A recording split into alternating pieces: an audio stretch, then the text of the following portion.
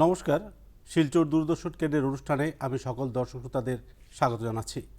আজ আমাদের মধ্যে উপস্থিত হয়েছেন বরাক উপত্যকা তথা উত্তর পূর্বাঞ্চলের বিশিষ্ট ব্যক্তিত্ব, সবার গর্ব আয়ুষী কালওয়ার, যিনি ইউনিয়ন পাবলিক সার্ভিস কমিশন পরীক্ষায় 618 নম্বর স্থান দখল করে সর্বভারতীয় স্তরে বরাক উপত্যকা সহ গোটা উত্তর পূর্বাঞ্চলের নাম আরও উজ্জ্বল করেছেন এবং সবার কাছে একটা অনুপ্রেরণা হয়ে দাঁড়িয়েছেন।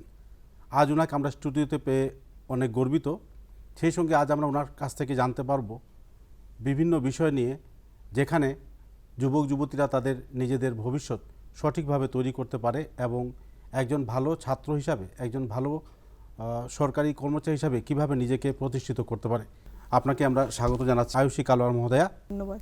আপনি আপনার মূল্যবান সময় আমাদের দূরদর্শনের স্টুডিওতে দিয়েছেন, সেজন্য আমরা আপনাকে অভিনন্দন জানাই। আপনার কাছে আমাদের প্রথম প্রশ্ন থাকবে, আজকের এই যে সফলতার দোরগোড়ায় আপনি পৌঁছেছেন, সেই জায়গায় আপনার অনুপ্রেরণাটা কোথা থেকে পেলেন এবং কি করে এই যাত্রায় আপনি সফলতার শীর্ষে পৌঁছলেন? ইউপিএসসি পরীক্ষাটা দেওয়া, এটা আমি আগের থেকে মানে স্কুল ডেজ থেকে একটা মাইন্ডে ছিল যে পরীক্ষাটা দেব। আমার বাবা থেকে আমি জানতে পেরেছি এই পরীক্ষার বিষয়ে। এই পরীক্ষার মধ্যে বহুত যে সার্ভিসেসগুলো আছে, এটা বহুত বেশি ডাইভার্স সার্ভিসেস থাকে, স্কোপ বহুত বেশি আছে, অপরচুনিটিস আছে, এগুলো আমি জানতে পারলাম। তারপরে বাট আমি গ্র্যাজুয়েশন যেহেতু ইঞ্জিনিয়ারিংয়ে করেছিলাম, তারপরে আমি জব পেলাম। আর during the second year of my job আমি এটা প্রিপারেশনটা স্টার্ট করেছি ইন 2020। আর 2021-এ যেটা পরীক্ষা ছিল, এটার মধ্যে আমি উইথ গডস গ্রেস আমি সাকসেস পেয়েছি। ছাত্রছাত্রীদের যে সফলতার দৌড়গোড়া যাকে আমরা বলে থাকি, সেখানে একটা স্টার্টিং পয়েন্ট থাকে যেখান থেকে সবাই নিজেকে সেটার মধ্যে নিমজ্জিত করে। সেই জায়গায় কোন ক্লাস থেকে এই ধরনের অ্যাচিভমেন্ট পাওয়ার জন্য একজন ছাত্রকে কিংবা একজন স্টুডেন্টকে সঠিকভাবে সঠিক পথে চলার প্রয়োজন বলে মনে করেন আপনি? এই যে পরীক্ষাটা আছে মানে ইউপিএসসি বা সিভিল সার্ভিসেস ইন জেনারেল, এটার মধ্যে মিনিমাম একটা আমাদের গ্র্যাজুয়েশন থাকতে লাগবে। Graduation is the minimum qualification. এটা একটু ডিপেন্ড করে, বাট মানে আমি সাজেস্ট করবো না যে স্কুল ডেজ থেকে কিছু স্টার্ট করে, because that is not useful also. আমাদের যে প্রিপারেশন আছে, এটার মধ্যে যে বেসিকগুলা যে স্টাডি লাগে, যেগুলা সাবজেক্ট আছে, এটার মধ্যে আমি ভাবি যে ডিউরিং গ্র্যাজুয়েশন কেউ যদি চায় একটু বেস বিল্ড করতে পারে, বাট আফটার গ্র্যাজুয়েশন এটা ফুল ফ্লেজড একটা স্টার্ট করা যাবে। বিকজ আই থিঙ্ক গ্র্যাজুয়েশনে পড়াও ইগনোর করাটা একটু উচিত ডিসিশন নয়, সেটা আমি ভাবি।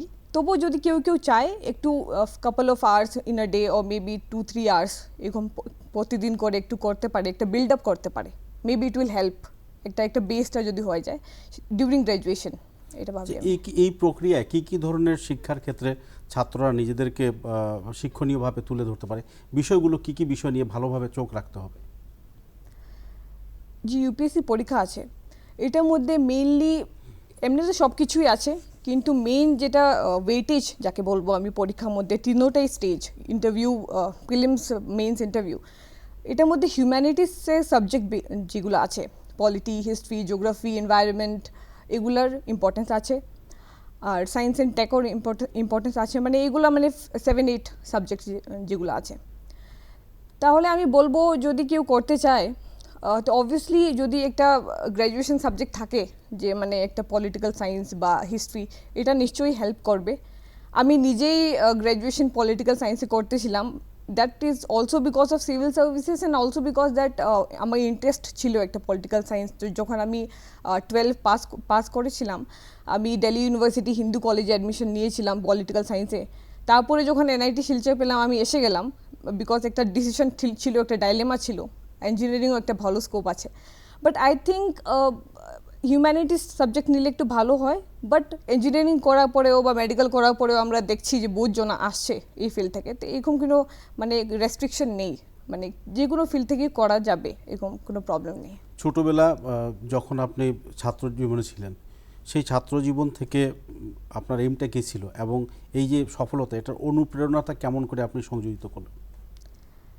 অ্যাকচুয়ালি ছাত্র জীবনে বহুতবার চেঞ্জ হয়েছে এম, মানে কি করব। বাট একটা মানে সিভিল সার্ভিসেসে যেটা একটা ছিল, এটা মাইন্ডে সবসময় ছিল যে কিছু করতে হবে, মানে যেগুলো সার্ভিস আছে, কিন্তু যে মানে ইউপিএসসি দ্বারা যেগুলাই সার্ভিস আছে এখন বর্তমানে সবই মানে একটা ডিফারেন্ট একটা ভিউ বা একটা ডিফারেন্ট অপরচুনিটি যেটা আমি ভাবি এটা ছিল। বাট তারপরে যখন 12-এ ছিলাম তখন আমি ভাবলাম যে 12-এ সায়েন্সে করছি, সায়েন্স একটা আমার ইন্টারেস্টিং লাগতো, স্পেশালি যে ফিজিক্সের পার্টটা। তো ইলেকট্রনিক্সে একটু ইন্টারেস্ট ছিল, যখন আমি এনআইটিতে ইলেকট্রনিক্স অ্যান্ড কমিউনিকেশন পেয়েছি আমি এটা নিয়ে নিলাম। তারপরে ইঞ্জিনিয়ারিং করার পরে একটা অপরচুনিটিও থাকে, একটা একটা ব্যাকআপ বলতে পারি, জব অপরচুনিটি যেটা থাকে, একটা সবের মনে একটা ভয় থাকে যে মানে একটু মানে গুড এমপ্লয়মেন্ট একটা দরকার, একটা সবেরই থাকে সেটা। তো সেটাই ছিল। But during my job also every time একটা মনে ছিল যে না ইউপিএসসিটা প্রিপারেশনটা করতে লাগে, পরীক্ষাটা দিতে লাগে, একটা ফুলফিলমেন্টটা ছিল না জবে। সেটা আমি ভাবি একটা বিগ ট্রিগার পয়েন্ট ছিল যে আমি এটা পড়েছি আর করেছি। ছাত্র জীবনে মনের একটা চাঞ্চল্যতা থাকে, সেই জায়গায় দাঁড়িয়ে একটা ভবিষ্যৎ পন্থা নির্ধারণ করা তখনকার সময় তেমনভাবে গায়ে লাগে না, কিন্তু একটা বয়স আসার পর সেটার আমরা প্রভাবিত হই এবং আমরা চেষ্টা করি নিজেকে প্রতিষ্ঠিত করার জন্য। এই প্রতিষ্ঠিত হওয়ার ব্যাপারে আপনার অনুপ্রেরণা কারা? মানে টাইম টু টাইম বহুত কিছু আছে, মানে বহুত ধরনের, খালি মানে apart from my family also বহুত ধরনের টিচার আমি পেয়েছি in my college, in my school. মানে বহুত যেমনি আমি ভাবি, যেমনি স্টার্টিংয়ে যেমনি আমার বাবা বলেছিলেন যে ইউপিএসসি খুব ভালো একটা জিনিস, তখন আমি জানতে পারলাম। তারপরেও বহুত টিচারগুলা ছিল আমার স্কুলে বা এরকম, মানে যদি আমাকে কেউ জিজ্ঞেস করতো যে কী করবি, তাহলে যখন আমি বলতাম যে আমি সিভিল সার্ভিসে জয়েন করব, ওনার রিয়াকশন খুব ভালো ছিল একটা। তখন আমি বুঝতে পেরেছি যে এই জিনিসটা অ্যাকচুয়ালি এটা ইম্পর্টেন্স আছে বোধ, সেটা একটা ছিল। বাট ইন ক্লাস 12 আমি বলবো কি হয়েছে যে একটা যখন জেডব্লিউ মেন্স একটা এক্সাম ছিল, এটা অল ইন্ডিয়া লেভেলের একটা এক্সাম, তখন সবাই একটা এক্সাইটমেন্ট থাকে, সায়েন্সের স্টুডেন্টের স্পেশালি, যার নাও ইচ্ছা থাকে ওরাও দেয়, ফর্ম ফিল করে জেডব্লিউ মেন্স দেয়, তাই আমিও দিলাম, সেটা একটা ছিল। আর যখন পেলাম তখন ভেবেছি নিয়ে নিই। আই থিঙ্ক মিক্সড একটা সবের একটা ভিউ থাকে, because engineering also is very good, like I would say opportunity, medical সব কিছুই ভালো, বাট একটা সুযোগ থাকে। বাট আলটিমেটলি যখন নিজের থেকে আসলো যে করবো civil services, I think that is ওয়ের I did, because এরকম ছিল না যে সিভিল সার্ভিসেসের বিষয়ে আমি জানতাম না, আমি জানতামই, মানে 10-15 ইয়ার্স থেকে জানতাম, কিন্তু যখন নিজের থেকে আসলো যে করব, I think that is very important. যখন নিজের থেকে আমরা ভাবি যে করব তখন হয়ে যায়, যে সেটাই আমি ভাবি। তো পরিবারের দিক দিয়ে কেমন অনুপ্রেরণা পেলেন আপনি? পরিবারে যে আছে মা বাবা বা বোন আর ভাই, সব বহুত সাপোর্টিভ ছিল থ্রু আউট দ্য প্রসেস। আর সবে মানে কখনো মানে যদি কিছু হতো, পরীক্ষার বিষয়ে কিছু ডিসকাস করা বা এমনি কিছু ইন জেনারেল, মানে একটা মেন্টাল স্টেবিলিটি বহুত দরকার এই পুরো প্রিপারেশনে, কারণ মানে বহুত ভাস্ট হয়, প্লাস এটা আপনার কিছু সার্টেন নেই পরীক্ষাত, বিকজ আফটার স্টাডিং অলসো আমি শিওরলি বলতে পারবো না যে আমি আজকে একটা অফিসার হয়ে যাব, সেটা একটা আছে। তাই মেন্টাল স্টেবিলিটির জন্য পরিবারের রোল বহুত বেশি থাকে, because when the family is supportive, I think একটা ভ্যালু এডিশন হয়ে যায়, এটা আমি ভাবি। এবার একটু অন্য বিষয় নিয়ে আসছি। একজন ইউপিএসসি পরীক্ষার্থীকে প্রাথমিক স্তরে কি কি বিষয় নিয়ে অধ্যয়ন কিংবা চিন্তা চর্চা করা উচিত যাতে ওর জীবনে এটা একটা বিশেষ প্রভাব ফেলতে পারে? মানে যারা করতে চায় নিজের জায়গা করতে হলে কি ধরনের শিক্ষার বিষয় নিয়ে কিংবা কি ধরনের বিষয় নিয়ে অধ্যয়ন করা উচিত বা চিন্তা চর্চা করা উচিত? ওকে, একটা ইন জেনারেল যেটা আমি ভাবি, যদি কেউ অ্যাসপাইরিং আইএএস আইপিএস আইআরএস অফিসার আছে, একটা আই থিঙ্ক থিঙ্কিং যেটা আছে, আমরা বলি থিঙ্কিং একটা থাকতে লাগবে যে মানে আমার আশেপাশে যেগুলো ঘটনা হচ্ছে এটার প্রতি একটা ইন্টারেস্ট, একটা রুচি থাকতে লাগবে। প্রতিদিনের ঘটনা প্লাস মানে যেগুলো দেশে বিদেশের ঘরের সামনের যদি আছে, আজকে সাপোজ আসামের কথা আমরা বলি, এখানে বহুত কিছু আছে ইস্যুজ, ল্যান্ডস্লাইডের ইস্যু আছে, নর্থ ইস্ট ইনসার্জেন্সি আছে, কত কিছু ইস্যু আছে। এটার মধ্যে মানে একটা ইন্টারেস্ট থাকতে লাগবে যে মানে এরকম কি হলো যে খালি নর্থ ইস্টে এরকম ইনসার্জেন্সি আছে, হিস্ট্রি কি এটা, মানে আসামের হিস্ট্রিটা কি আছে যে আজকে আসাম মিজোরাম বর্ডার ডিসপিউট হচ্ছে, এটা কারণ কি? আমরা যখন বর্ডার আছে তবুও কিছু ডিসপিউট আছে, কারণ কি করা যায়, একটা থিঙ্কিং মানে একটা লাগবে, সলিউশন ওরিয়েন্টেড হতে হবে, আমি যেটা বুঝি। First identification of problem, then একটা solution oriented. I think current অ্যাফেয়ার্সে যে কই আমরা সেটা। তার উপরে আমি ভাবি একটা বহুত বড় রোল যেটা আমার প্রিপারেশনে আছে বা রোল একটা প্লে করেছে, এটা হচ্ছে যে আমার বহুত বেশি ইন্টারেস্ট ছিল পলিটিক্যাল সায়েন্সে, হিস্ট্রিতে, একটা বহুত আগের থেকেই ছিল। আমি আপনাকে বলেছিও যে আমি অ্যাডমিশনও নিয়েছিলাম, তাই আমার একটা ইন্টারেস্টটা খুব ছিল।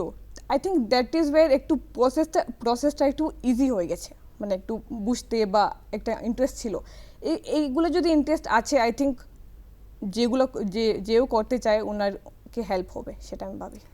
আচ্ছা, পড়াশোনার পাশাপাশি খেলাধুলার মধ্যে কোন খেলাকে আপনি বেশি ভালোবাসেন কিংবা লাইক করেন? সেই সঙ্গে আরেকটা প্রশ্ন থাকছে যে খেলাধুলা পড়াশোনার জীবনে বা শরীরচর্চা পড়াশোনার জীবনে কেমন প্রভাব পড়ে বলে মনে হয় আপনার? আই থিঙ্ক খেলাশোনা বহুত বেশি ইম্পর্টেন্ট, বিকজ লাইক একটা ফিজিক্যাল হেলথ যেটা আমরা বলি, only when physical health is good the mental health can be ইনশর্ড।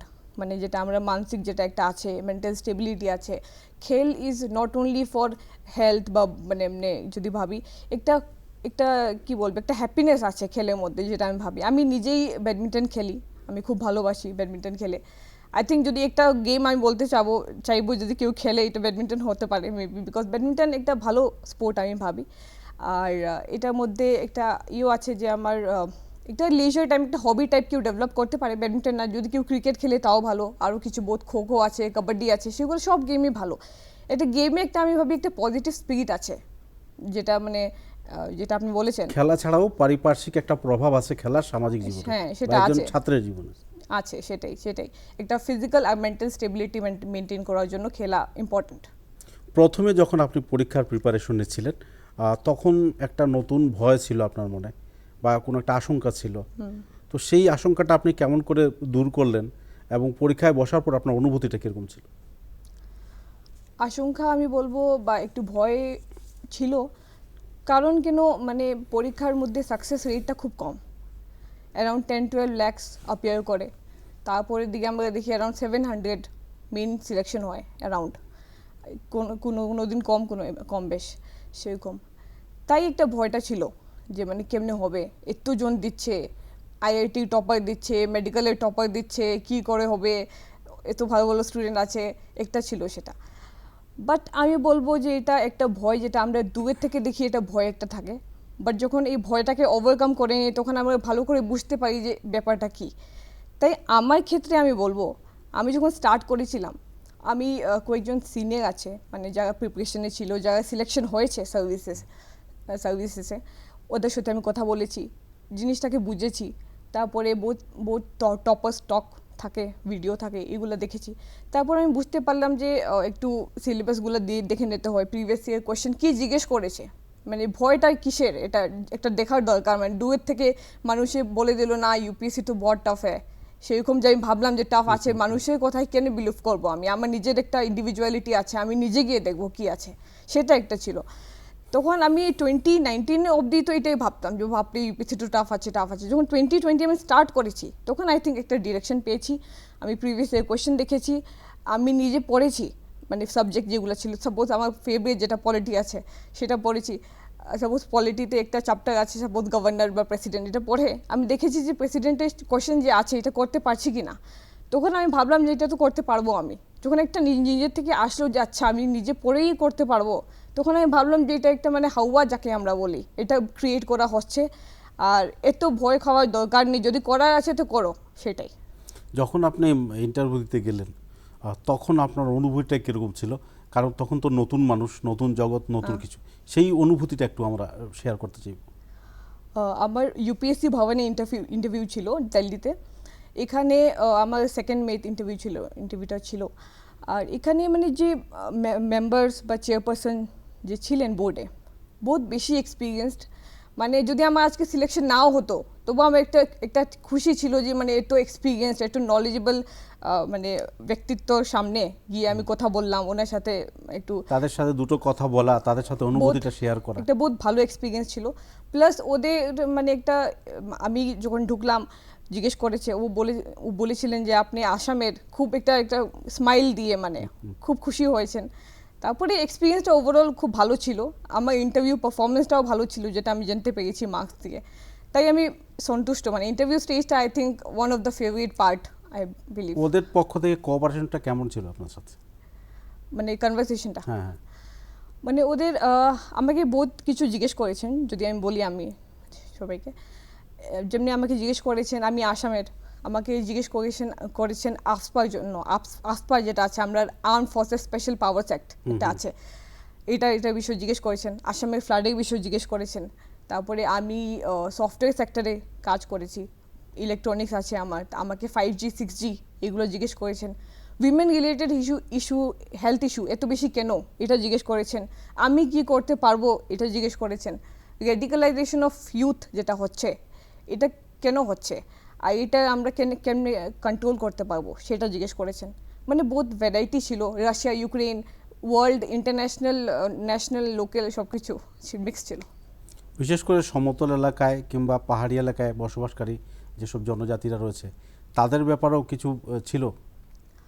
এমনি ট্রাইবাল যা বলছেন আপনি ট্রাইবালের বিষয়ে এমনি কিছু ছিল না, কেন একটা মানে বহুত বেশি ডাইভার্স কোয়েশ্চেন ছিল, আই থিঙ্ক ওদেরও একটা লিমিট থাকে টাইমে, তবু ওরা অ্যারাউন্ড 40 মিনিটস আমার নিয়েছে ইন্টারভিউ, অ্যারাউন্ড 25-30 মিনিটস হয় বাকিদার, সেটাই আমি একটা লিমিটেশনের কারণে নেওয়া হয়নি সেটা কোয়েশ্চেন। 40 মিনিটসের যে ডিউরেশন তার স্টার্টিং পয়েন্টটা কীরকম আপনার মানসিকতা ছিল এবং শেষ মুহূর্তে আপনার অনুভূতিটা কীরকম ছিল? আই থিঙ্ক স্টার্ট যখন হয়েছে আমি নার্ভাস একটু ছিলাম, বাট এক্সাইটেডও ছিলাম যে মানে কী জিজ্ঞেস করবে, এত দিন ধরে একটা ছিল যে কী জিজ্ঞেস করবে, যখন আসলাম একটা এক্সাইটমেন্ট অবভিয়াসলি ছিল।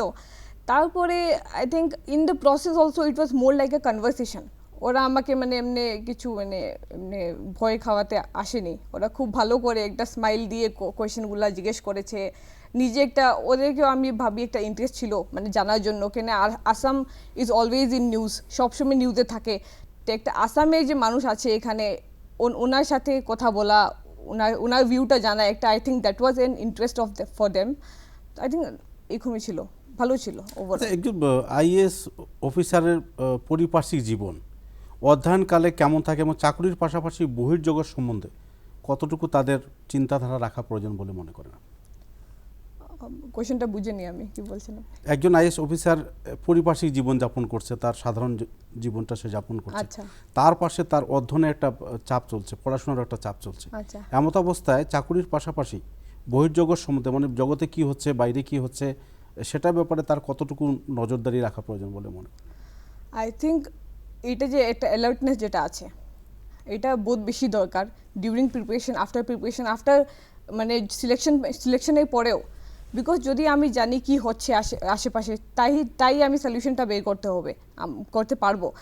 I think solution oriented mind যেটা আছে এটা তখনই আসবে যখন আমি প্রবলেমকে ভালো করে এটাকে রুট কজ আমি বুঝতে পারবো কি হচ্ছে আশেপাশে, কীরকম কি না, মানে একটা ইন্টারেস্ট থাকে, কেউ এটা মানে এরকম না যে আমার ডিউটি আছে যে আমি নিজে সকালে উঠে নিউজ পেপার পড়বো, মানে এরকম হতে হবে যে আমি আজকে যদি কিছু জানি না তাহলে একটা কমপ্লিশন একটা আসবে না, গ্যাপ থেকে যাবে, সেটা একটা যদি ফিলিং আছে I think then it's okay সেরকম।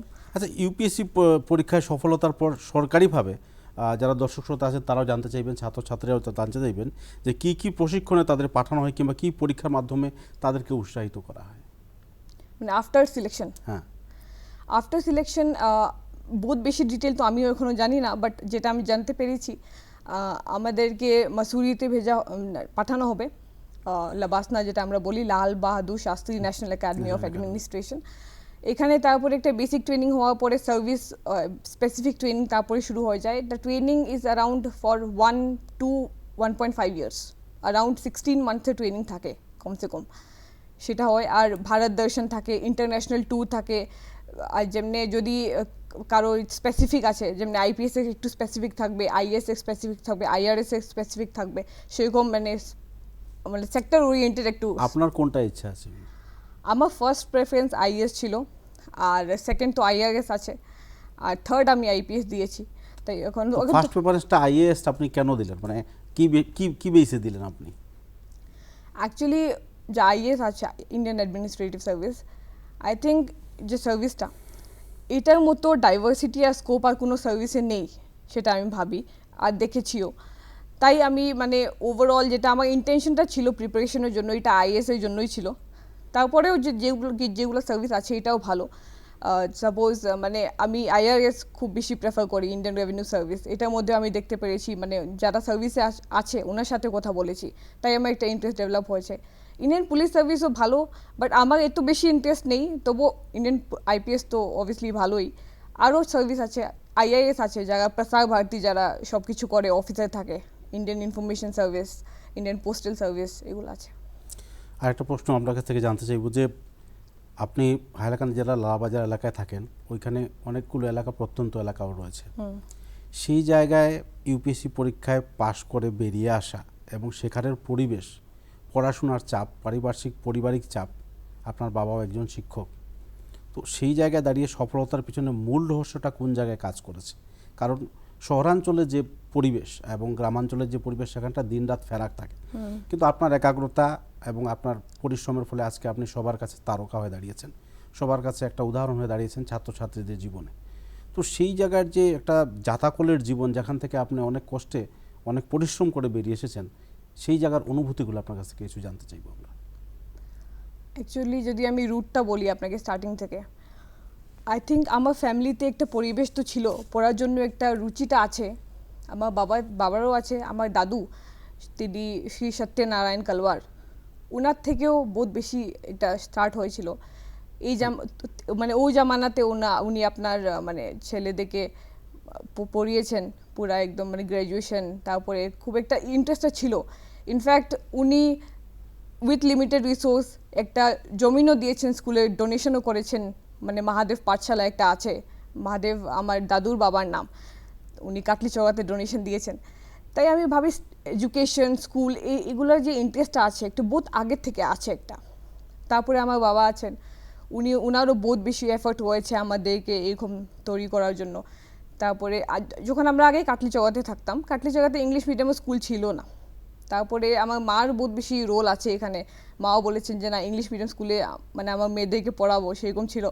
আমরা আপ ডাউন করে পড়েছি, কাটলিজাগা থেকে লালাবাজার অ্যাটলিস্ট 3-4 ইয়ার্স সেরকম পড়েছিলাম, তারপরে এখন লালাবাজারে শিফট হয়ে গেছি। তো সেভাবে ভাবি আমার বাবার, মা, দাদু সবাই একটা কন্ট্রিবিউশন আছে, বংশগতভাবে আপনারা আছে, শিক্ষার আলোকে আলোকিত হয়ে আসছেন সবাই। আছে। কিন্তু এটা বলার পরে আমি বলবো যে এরকম না যে কিছু ঘরে যদি কিছু সাপোর্ট না থাকে বা কিছু এডুকেটেড কেউ না থাকে, সবাই ডিফারেন্ট সিচুয়েশন থাকে। এরকম না যে এডুকেশন না থাকলে কোনো স্টুডেন্টই কিছু করতে পারবো না, সব নিজের উপরে। আমি যেটা ভাবি, এটা ঘরে যেটা একটা পরিবেশ আছে বা এডুকেটেড প্যারেন্টস বা এরকম হওয়া একটা অ্যাডেড অ্যাডভান্টেজ হয়ে যায়, বাট এটা কোনো ম্যান্ডেটরি নেসেসারি কন্ডিশন না, এমনিও করা যাবে, সেটা আমি ভাবি। আচ্ছা, এই যে পড়াশোনার সাথে সাথে একটা বিশেষ বিষয় রয়েছে আহার, পারিপার্শ্বিক জীবনের সাথে আহারেরও একটা সম্পর্ক রয়েছে। তো আপনার ফেভারিট খাবার বিষয়গুলো কি এবং মানসিক বিকাশের ক্ষেত্রে আহারের যে প্রভাবটা সেটা কেমন পড়ে বলে মনে করেন আপনি? আই থিঙ্ক টাইমলি খানাটা খাওয়া এটা বহুত বেশি ইম্পর্টেন্ট, বিকজ স্পেশালি যখন আমরা পড়ছি, প্রিপারেশন করে নিচ্ছি, মানে আমরা মেন্টাল হেলথ ভালো থাকতেই পারে না যদি আমরা ভালো করে মানে খাচ্ছি না with all the necessary protein আর ভিটামিন যেগুলো আছে, যেটা মাইক্রোনিউট্রিয়েন্টস আমরা বলি, বহুত বেশি ইম্পর্টেন্ট।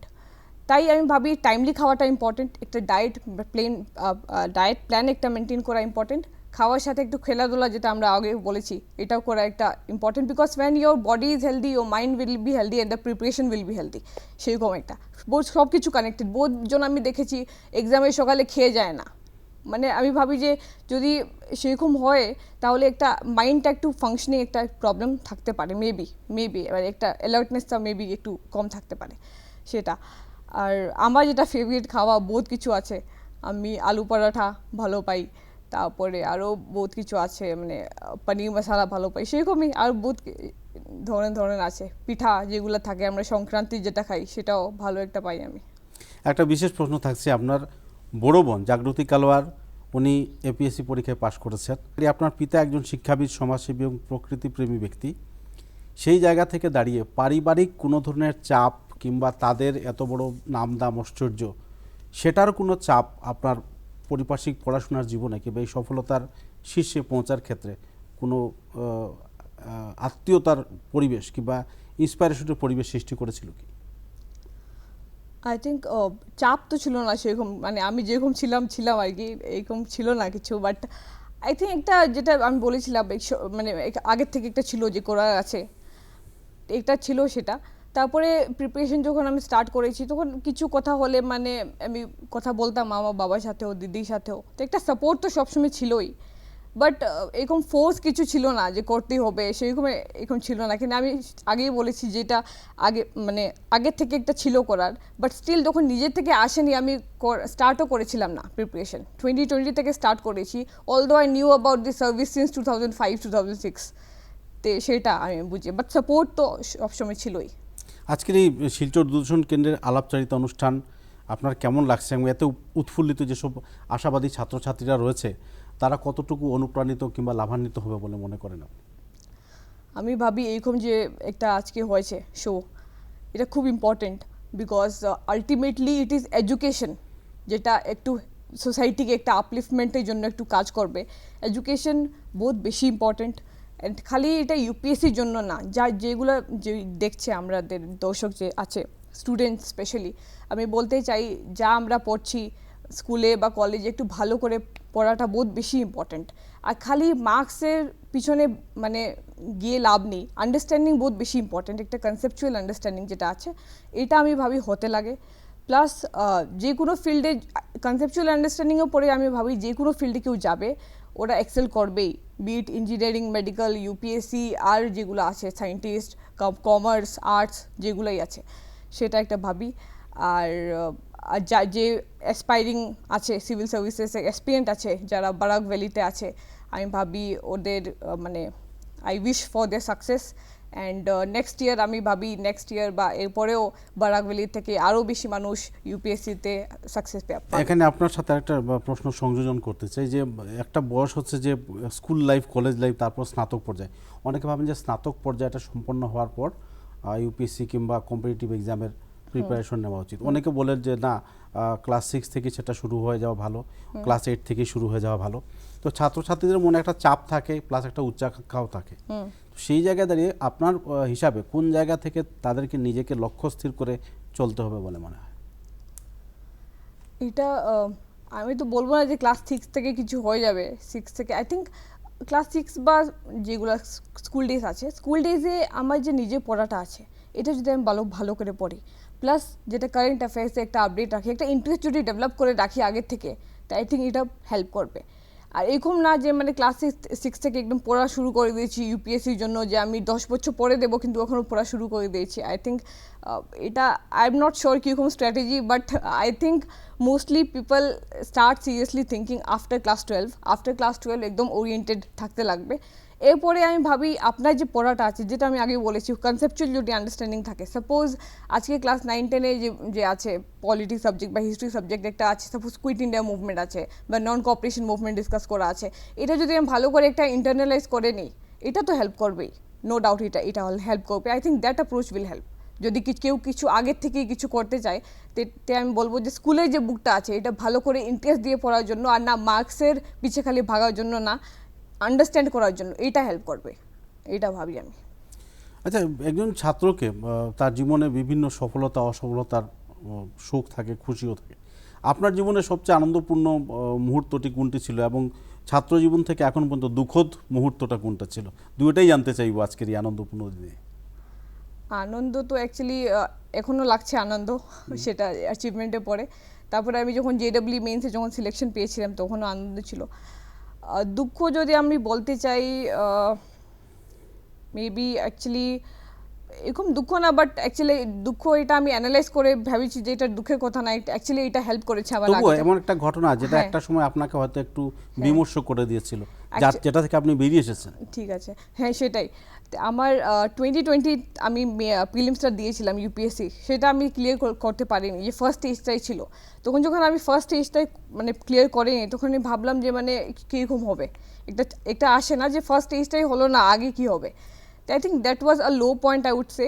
তারপরে আমি একটু অ্যানালাইজ করলাম যে কীভাবে হলো না আমার, মানে তখন আমি ভাবতে পেরেছি যে গ্যাপ ছিল প্রিপারেশনে। I think after that I filled the gap and now I am here. I think that has helped. তাই আমি আরেকটা জিনিস বলতে চাই যে যখন আমরা এরকম লো পয়েন্টে থাকি বা ফেলিয়ার কিছু থাকে, এরকম লাগে যে কিছু হবে না, আই থিঙ্ক দুঃখ হয়, ইমিডিয়েট একটা রিয়েকশন থাকে এবারে কী হবে, 2-3 দিন এরকম যাবে। তারপরে আমি ভাবি যে আপনার ফেলিয়ারটাকে অ্যানালাইজ করাটা খুব ইম্পর্টেন্ট। যখন আমরা অ্যানালাইজ করে নেব যে আচ্ছা এটা মিস্টেক হয়েছে, তখন এটা যদি আমরা রেকটিফাই করি, আর অ্যানালাইজ করাটা খুব বেশি একটা মানে সহজ কথা না। এটা it needs courage to accept that you have failed, it needs courage that you to understand that this is why you have failed. যখন আমরা ভেবে নিই যে আচ্ছা এই কারণে আমরা ফেল হয়েছি, আই থিঙ্ক নেক্সট অ্যাটেম্পটে আমরা সাকসেস পাবোই। বিফলতার বিশ্লেষণ করলেই সফলতার রাস্তাটা খুলে যায়, আপনি বলতে বিলকুল চাইছেন। সেটাই। আর সেক্ষেত্রে আরেকটা প্রশ্ন থাকছে যে এই যে ছাত্র জীবন কিংবা স্বনির্ভর স্বরোজগার হওয়ার একটা জীবন, একটা বয়স থাকে যখন সবার জীবনে চাপ আসে, সেই জায়গায় অনেকে বিমর্ষ হয়ে যান। তো আজকের দিনে সবাই উচ্চশিক্ষায় শিক্ষিত হয়ে চাকরি করতে চান, অনেকে পান না, অনেকে বিমর্ষ হয়ে যান। সেই জায়গায় দাঁড়িয়ে আমি জানতে চাইব আপনার কাছ থেকে, যারা আজ বিমর্ষ হয়ে ঘুরছেন বা ভবিষ্যতে চাকরি না পেয়ে একটা বিমর্ষ জীবন কাটাচ্ছেন, তাদের ইন্সপিরেশনের জন্য আপনি কি বলতে চাইবেন? আই থিঙ্ক তাদেরকেও আমি বলবো যে যখন আমরা ফেল হই, যেটা আমি আগেও বলেছি, আমি ভাবি যে সব কিছু পিছনে একটা কারণ আছে। আমরা যদি এটা ভেবে নিই আচ্ছা আমি তো করে নিয়েছি আর তো পারেনি, তখন একটা ফিলিং আছে যে কী করবো, আর তো কিছু হয়নি। যখন আমরা ভেবে নিই যে আমরা 100% দিয়ে দিয়েছি আর তো কিছু করারই নেই, তখন আসে ওই ফিলিংটা যে আচ্ছা আমি তো করে নিয়েছি, হয়নি, আর নেক্সট টাইম করলে কীরকমভাবে হবে। যখন আমরা অনেস্ট থাকি, নিজেকে বলি, মানে নিজের থেকে আমরা যখন বুঝতে পারি যে আচ্ছা এই জিনিসটা আমি করিনি, বা মেবি এই যে এক্সাম ছিল এটার মধ্যে আমি ইংলিশের সেকশন করেছি, ম্যাথসের সেকশনটা আমি ভালো করে করিনি, তো যখন আমি ভাবি যে ম্যাথসে আরও প্র্যাকটিস করতে হবে, যখন আমি করি তখনই কিছু হতে পারবে, তখন একটা হোপ থাকে। আর হোপ থাকলেই আমি ভাবি যে একটা যেটা নিরাশাজনক যেটা একটা স্টেট থাকে, এটা একটু কম হবে। আমি বলবো না এটা থাকে না, till we are in the like we have achieve the গোল, একটা থাকেই সবসময়। এখনও আমি একটা করেছি, বাট একটা তো কখনো একটা আছে যে আর কিছু করতে হবে। এটা মনুষ্যের একটা আই থিঙ্ক নেচার, যে কখনো আমরা ফুললি একটা হয় না যে বা বহুত কিছু করে নিয়েছি, উইচ ইজ গুড। আমি ভাবি একটা মনুষ্যের যেটা ম্যানকাইন্ড আমরা বলি, এটা ম্যানকাইন্ড ইজ ফর প্রোগ্রেস, একটু আগে যাওয়ার ইচ্ছা আছে। তা আপনি যদি দুঃখী হচ্ছেন না, অ্যাকচুয়ালি এটা ভালো কথা যে আপনি আপনার জীবনে নিয়ে সিরিয়াস আছেন, আর একটা চিন্তা আছে আপনার যে কিছু ভালো করতে হবে। আই থিঙ্ক বাস একটা জিনিস আমি বলবো যে আপনার যে ফেল হয়েছেন বা আগে কিছু হয়েছে, আপনি ভালো করে অ্যানালাইজ করেন মানে জিনিসটাকে। আমি ভাবি যদি ভালো করে নিজের থেকে যদি একটা আসে, আর নিজে অ্যানালাইজ করার পরে একটু টাইম দেন, পেশেন্স রাখা বহুত বেশি ইম্পর্টেন্ট কোনো জিনিসেই। Patience is going to get you somewhere, because patience আর ডেইলি একটা জিনিসটা করা, যে একটা মানে আজকে হয় যে আজকে পড়বো না, কালকে পড়বো না, এগুলো ক্লাস 10-12 ঠিক আছে, তারপরে এগুলা চলবে না, মানে করতে হবেই। সেটা একটা ডেডিকেশন নিজের থেকে আসতে হবে, মা বাবা বললে খালি আসে না, এটা নিজের থেকেই করতে হবে, এটা আমি ভাবি। তো সেটাই। একটা ব্যতিক্রমী প্রশ্ন আপনাকে করতে চাইব, ব্যক্তিগতভাবেও সেটা আমি করতে খুব উৎসাহী। যে অধ্যয়নের ক্ষেত্রে কিংবা সফলতার ক্ষেত্রে বড় বড় যেসব সফলতা পাচ্ছেন আইপিএস, আইএএস কিংবা অন্যান্য পরীক্ষায়, সেখানে পুরুষ এবং মহিলার একটা সীমান্তকরণ রয়েছে, একটা বিভাজন রয়েছে। সমাজে মহিলাদের সম্মান আছে, সে কথা বলবো, কিন্তু পারিবারিক দিক দিয়ে বেশিরভাগ ক্ষেত্রে দেখা যায় যে মেয়ে যখন উপযুক্ত হয় কিংবা গ্র্যাজুয়েশন করে নেয়, পরিবার পরিজনরা তার ইচ্ছা থাকা সত্ত্বেও তাকে বিয়ে দিয়ে দেন কিংবা তাকে রোজগারের ক্ষেত্রে নিয়োজিত করে দেন। তাদের অনেকগুলো স্বপ্ন থাকে। আজকে যুবক কিংবা পুরুষ, মহিলা কিংবা যুবতী, তাদের মধ্যে যে একটা ফেরাক রয়ে গেছে সমাজে, এর মধ্যে আপনি একজন মহিলা, আপনি সবার কাছে এখন ইন্সপায়ারেশনের একটা বিশেষ দৃষ্টান্ত, সফলতার আপনি একটা বিশেষ জ্বলন্ত উদাহরণ। তো তাদের উদ্দেশ্যে কী বলতে চাইবেন, যারা নিজের স্বপ্নকে বাস্তবায়ন করতে ইচ্ছুক কিন্তু আজ পারিবারিক চাপে কিংবা সাংসারিক চাপে নিজেকে সরিয়ে রাখছেন, বা অভিভাবক যারা রয়েছেন এসব ছাত্রছাত্রীদের, তাদের মানসিকতাকে পরিবর্তন করার জন্য বা তাদের বোঝানোর জন্য আপনার কি সন্দেশ থাকবে তাদের প্রতি? আমি ভাবি আজকে যে পুরুষ আর মহিলার মধ্যে যেটা আছে ডিফারেন্স, অবভিয়াসলি এটা কমছে, বাট একটা হার্শ রিয়ালিটি যে এখনও বহুত জায়গাত বহুত ধরনের থিঙ্কিং আছে, এটা বহুত একটা আনফর্চুনেট জিনিস হয় যেটা আমি ভাবি। আর এটা কোনো ইয়ার দিয়ে না যে আজকে 2022 এসে গেছে একটা টাইম লাইন যে আচ্ছা আজকে থেকে ইকুয়ালিটি শুরু হবে, এরকম হয় না। একটা মাইন্ডসেট আছে, যেটা আপনিও বলেছেন, একটা মাইন্ডসেট যেটা মানুষের, এটা চেঞ্জ করতে হবে। আমরা যে বলি সোসাইটি আজকে এরকম, সোসাইটিতে এরকম, অ্যাকচুয়ালি সোসাইটির মধ্যে সব কিছু সেরকম না। বহুতজন আছে বহুত প্রোগ্রেসিভ, আর বহুতজন আছে এমনি থিঙ্কিংয়ের যেটা আছে একটু লাইক থিঙ্কিং যে উইমেন একটু আর্লি ম্যারেজ হয়ে যায়, মানে 20 বছর হওয়ার পরে বিয়া টিয়া হয়, সেটা আমি ভাবি একটা মেবি একটা সোসাইটাল একটা থাকে কিছু, মেবি লাইক সাপোজ আমি বলি যেটা একটা মানে মেয়েদেরকে একটা বার্ডেন হিসাবে দেখা হয়, মেবি সেটা একটা আছে। বাট আমরা বহুজনে আমরা মধ্যেই এটা বুঝতে পারে না যে মেয়েরা যদি পড়ে শিক্ষিত হয়, ওরাই আগে গিয়ে চাকরি করব, আর বার্ডেন যেটা ছিল এটা তো থাকবেই না, এটা হেল্প করবে উল্টা পুরো ফ্যামিলিকে। এটা আমরা আগে বহুত বড় বড় লোক বলেছেন যে when you educate a man you educate a man, but when you educate a women you educate a family, you educate a country। তো সেটা আমি ভাবি, তো উইমেন এডুকেশন বহুত বেশি ইম্পর্টেন্ট। আর যারা চালাক ওরা বুঝবে, আর যারা মূর্খ আই থিঙ্ক ওরাই এরকম থিঙ্কিংটা নিয়ে আছে। বাট আই থিঙ্ক এটা চেঞ্জ হতে লাগে, because women have done wonders. এখন আমরা আসামেই দেখছি খালি পড়াতে না, গেমে খেলাতে, সায়েন্টিস্ট যেগুলো আছে, অ্যাস্ট্রোনট, সব ক্ষেত্রতেই মহিলা বহুত বেশি ভালো করেছে, পুরুষও করেছে, মহিলাও বহুত বেশি করেছে। বিকজ আই থিঙ্ক একটা ডেডিকেশন আর ডিটারমিনেশন এটাও মহিলার মধ্যে আমি যেটা জানতে পেরেছি, দেখেছিও আমি নিজেই, একটা বহুত বেশি থাকে, একটা সিনসিয়ারিটিও বহুত বেশি থাকে।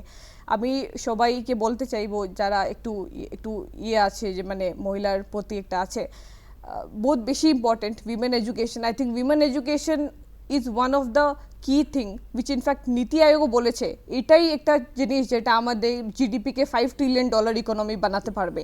একটা বহুত বেশি ইম্পর্টেন্ট হচ্ছে উইমেনের এডুকেশন আর উইমেনের participation in the work force. উইমেনের এমপ্লয়মেন্ট বহুত বেশি ইম্পর্টেন্ট। আমরা ইনফ্যাক্ট ওয়ার্ল্ড ব্যাংক বলেছিল যে যদি উইমেনের লাইক আমাদের ভারতে যদি অ্যাটলিস্ট 50% মহিলাও যদি কাজ করে, তখন আমার জিডিপি যদি যে আছে 10% আরও বাড়বে। তাই আমি ভাবি যে একটা বহুত বেশি লাইক ফোকাস এরিয়া হয় উইমেন এডুকেশন, আর উইমেন এডুকেশনকে আরও বাড়াতে লাগে। ঠিক বলেছেন আপনি, ভারত সরকারও ওমেন্স এম্পাওয়ারমেন্টের দিকে বেশি ধ্যান দিচ্ছে এবং মহিলাদের উন্নয়নে যথেষ্ট পদক্ষেপ নিচ্ছে। তো আজকে আমরা অনুষ্ঠানের প্রায় শেষ প্রান্তে পৌঁছে গেছি। একটা প্রশ্ন রয়েছে, আপনার এই সফলতার শীর্ষ আপনি কাকে দিতে চাইবেন? আই থিঙ্ক এই যে পুরো প্রসেস ছিল, এটা বহুত এখন লাগছে যে আচ্ছা মানে হয়ে গেছে, বাট একটা বহুত রিগারাস প্রসেস ছিল। ডেইলি বহুত কিছু করতে হয়েছে, মানে ইচ্ছা নেই তবু করতে হয়েছে, সেরকমও ছিল। তা আই থিঙ্ক একটা পারসিস্টেন্ট যেটা আছে, কোয়ালিটি যেটা বলি, এটা বহুত বেশি ইম্পর্টেন্ট। অ্যাপার্ট ফ্রম পারসিস্টেন্স আর যেগুলো আছে আমার ইন্ডিভিজুয়াল কোয়ালিটি, আই থিঙ্ক একটা সাপোর্ট সিস্টেমও দরকার আছে, যা আমার ফ্যামিলি আমাকে দিয়েছে। আই থিঙ্ক আমার মা বাবা, আমার দিদি, আমার ভাই, ও বহুত সাপোর্ট করেছিল। আই থিঙ্ক পুরো একটা প্রসেস, একটা হোলসাম প্রসেস থাকে। বাট আগেন আরেকটা জিনিস যেটা বলেছিলাম আমি, যে যদি কেউ কখনো হতে পারে যে কারোর কিছু সাপোর্ট নেই, তার মানে এরকম না যে কিছু কেউ করতে পারবো না, because ultimately it is 90% about you, মানে কীরকম আমি নিজেকে করছি তৈরি, সেটা বহুত বেশি ইম্পর্টেন্ট। আর যদি সাপোর্ট থাকে, I think it is an added advantage, পুরো একটা ভালো করে জিনিসটা হয়ে যায় সেটা। আমরা কথা বলছিলাম ইউনিয়ন পাবলিক সার্ভিস কমিশনের 618 নম্বর র্যাঙ্ক প্রাপ্ত আয়ুষী কালওয়ার মহোদয়ার সাথে। ওনার কাছ থেকে আমরা অনেক কিছু জানতে পারলাম। আমাদের বরাক উপত্যকার গৌরব হাইলাকান্দি লালা শহরের আয়ুষী কালওয়ারের সাথে আমরা বিভিন্ন দিক নিয়ে আলোচনা করলাম, এবং আশা করছি এই আলোচনার মাধ্যমে আমাদের বরাক উপত্যকা সহ উত্তর পূর্বাঞ্চলের ছাত্রছাত্রীরা লাভান্বিত হবেন, এবং আগামী দিনে বরাক উপত্যকা সহ দেশের বিভিন্ন প্রান্ত থেকে ছাত্রছাত্রীরা ইউপিএসসি পরীক্ষায় সফলতার সঙ্গে নিজেদের কর্মসংস্থান সঠিকভাবে স্থির করতে পারবেন। সেই সঙ্গে এইসব পরীক্ষায় উত্তীর্ণ হয়ে তারা নিজেদের সুনিশ্চিত ভবিষ্যৎ গঠন করতে পারবেন, এবং রাষ্ট্র কল্যাণে এটার একটা বিশেষ ভূমিকা থাকবে।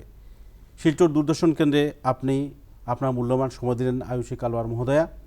আপনার জীবনের সফলতার আমরা কামনা করছি, এবং আপনি সবার কাছে যাতে একটা ইন্সপিরেশন হয়ে থাকেন, এবং সমাজে যাতে সবাই নিজেকে এভাবে সংযুক্ত করতে পারে, এবং দেশের কল্যাণে সবাই এ ধরনের পরীক্ষায় উত্তীর্ণ হোক, সেই আশা নিয়ে, বুক ভরা প্রত্যাশা নিয়ে আমরা আপনাদের কাছ থেকে বিদায় নিচ্ছি, এবং আপনার কাছে আমরা কৃতজ্ঞতা জ্ঞাপন করছি।